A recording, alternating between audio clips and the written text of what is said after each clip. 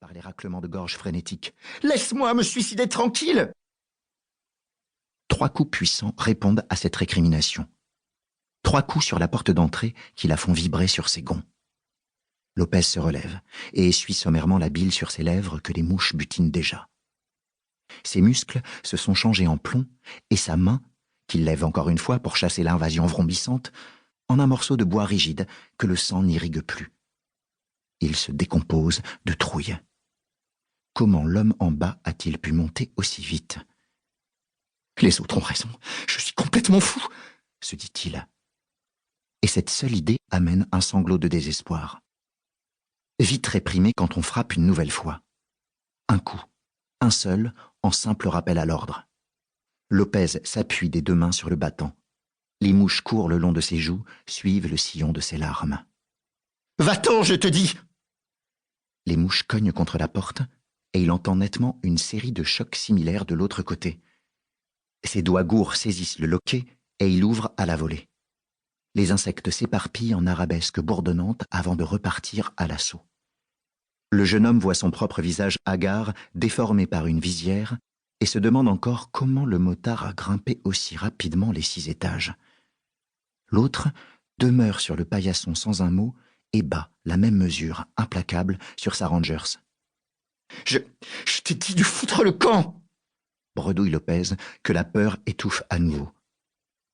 Le motard méprise cet ordre géniard et entre. Le locataire légitime recule pesamment. Les mouches pâles, jaillissant de sous la visière, se mélangent à leurs noirs congénères. Le jeune homme pousse un cri comme il entre violemment en contact avec le mur de l'entrée. Une photo à son effigie, sur laquelle il arbore l'uniforme de la police, se décroche. Le fracas cristallin du cadre de verre sonne la tombée d'un rideau de silence. Même les insectes se tiennent quoi, posés sur les murs, le plafond et les 2 hommes qui se font face.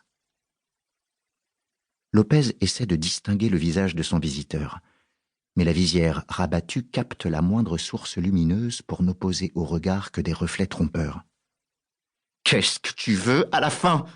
craque-t-il finalement. Sans hâte, le motard lève le bras qui ne tient pas le bâton et désigne le casque de moto et le blouson pendu à la patère. Si Lopez avait écouté pendant les cours de littérature française au collège, la statue du commandeur venu chercher Don Juan lui reviendrait à l'esprit. Mais cela lui évoque son père. Un ancien militaire mutilé en Algérie qui ne parle quasiment plus, se contentant de donner des ordres par signes brefs. Et si l'ordre muet n'est pas exécuté sur le champ, la main tendue se mue en poing. Le jeune homme regarde tour à tour le motard, puis son propre équipement, condamné informe sur son gibet rudimentaire. L'incompréhension le fige, aussi sûrement que la peur et le désespoir. « Tu veux que je t'emmène sur ma bécane ?»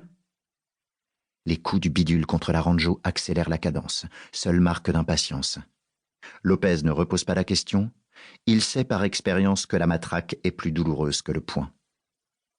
Il décroche son blouson et l'enfile, visse sur son crâne rasé son casque intégral frappé d'un aigle aux ailes ouvertes, non sans avoir secoué la tête dans tous les sens pour ne pas coincer les mouches avec lui sous la protection. Le moindre de ses mouvements se reflète avec une netteté troublante dans la visière de son vis-à-vis.